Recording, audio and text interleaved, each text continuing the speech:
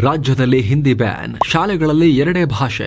S, ತ್ರಿಭಾಷಾ ಸೂತ್ರ ತೆಗೆದು ಬಿಸಾಕಿ ದ್ವಿಭಾಷಾ ನೀತಿಯನ್ನು ಅಳವಡಿಸೋಕೆ ಸರ್ಕಾರ ಮುಂದಾಗಿದೆ. ಶಾಲೆಗಳಲ್ಲಿ ಹಿಂದಿ ಬದಲಾಗಿ ಕೇವಲ ಕನ್ನಡ ಮತ್ತು ಇಂಗ್ಲಿಷ್ ಕಲಿಸೋದಕ್ಕೆ ನೋಡ್ತಾ ಇದ್ದಾರೆ. ಈ ಸಂಬಂಧ ರಾಜ್ಯ ಶಿಕ್ಷಣ ನೀತಿ ಆಯೋಗ SCP ಸರ್ಕಾರಕ್ಕೆ ಮಹತ್ವದ ರೆಕಮೆಂಡೇಶನ್ ಕೊಟ್ಟಿದೆ. ಖುದ್ದು ಸಿಎಂ ಸಿದ್ದರಾಮಯ್ಯ ಕೂಡ ತಾವು ದ್ವಿಭಾಷಾ ನೀತಿ ಜಾರಿಗೆ ಕಮಿಟ್ ಆಗಿದ್ದೀವಿ ಅಂತ ಹೇಳಿದ್ದಾರೆ. ಅಂದಹಾಗೆ ಕಳೆದ 4-5 ತಿಂಗಳಿಂದ ಕರ್ನಾಟಕದಲ್ಲಿ ದ್ವಿಭಾಷಾ ನೀತಿ ಜಾರಿಯಾಗಬೇಕು ಅನ್ನೋ ಕೂಗು ಜೋರಾಗಿತ್ತು. ವಿದ್ಯಾರ್ಥಿಗಳ ಜ್ಞಾನಾರ್ಜನೆಗೆ 2 ಭಾಷೆ ಸಾಕು, ಅನಿವಾರ್ಯವಾಗಿ 3ನೇ ಭಾಷೆ ಹೇರ್ತಿರೋದ್ರಿಂದ ಮಕ್ಕಳ ಟೈಮ್ ಹಾಳಾಗ್ತಿದೆ. ಕಳೆದ 2 ವರ್ಷದಲ್ಲಿ ಹಿಂದಿಯಿಂದ 2.1 ಲಕ್ಷ SSLC ವಿದ್ಯಾರ್ಥಿಗಳು ಫೇಲ್ ಆಗಿದ್ದಾರೆ. ಹೀಗಾಗಿ ಬೇರೆ ರಾಷ್ಟ್ರಗಳಲ್ಲಿ ಇಲ್ಲದ 3ನೇ ಭಾಷೆ ನಮ್ಮ ರಾಜ್ಯದಲ್ಲಿ ಯಾಕೆ ಫೋರ್ಸ್ ಮಾಡಿ ಹೇಳ್ಕೊಡ್ಬೇಕು? ಮಾರ್ಕ್ಸ್ ಕಾರ್ಡ್ಗೂ ಕೂಡ ಬರುತ್ತೆ, ಪರ್ಸೆಂಟೇಜ್ಗೂ ಕೌಂಟ್ ಆಗುತ್ತೆ, ಏನಕ್ಕೆ ಎಕ್ಸ್ಟ್ರಾ ಸ್ಟ್ರೆಸ್ ಅನ್ನೋ ಪ್ರಶ್ನೆ ಕೇಳಲಾಗ್ತಿತ್ತು. ನಮ್ಮ ನಾಡು ನಮ್ಮ ಆಳ್ವಿಕೆ ಸೇರಿದ ಹಾಗೆ ಅನೇಕ ಕನ್ನಡ ಪರ ಸಂಘಟನೆಗಳು ಅಭಿಯಾನ ನಡೆಸ್ತಾ ಇದ್ರು. ಹೀಗಾಗಿ ಸರ್ಕಾರದ ಮೇಲೂ ಪ್ರೆಷರ್ ಕ್ರಿಯೇಟ್ ಆಗಿತ್ತು. ಅಲ್ಲದೆ ಮಹಾರಾಷ್ಟ್ರದಲ್ಲಿ ಹಿಂದಿ ಕಡ್ಡಾಯ ಮಾಡೋಕ್ ಹೋಗಿ ತ್ರಿಭಾಷಾ ಸೂತ್ರವನ್ನೇ ಕೈ ಬಿಡಬೇಕಾಗಿ ಬಂದಿದೆ, ಪುಷ್ ಬ್ಯಾಕ್ ಬಂದಿದ್ರಿಂದ. ಹೀಗಾಗಿ ಒತ್ತಡ ಇನ್ನಷ್ಟು ಕರ್ನಾಟಕದಲ್ಲೂ ಜಾಸ್ತಿ ಆಗಿತ್ತು. ಹೀಗಾಗಿ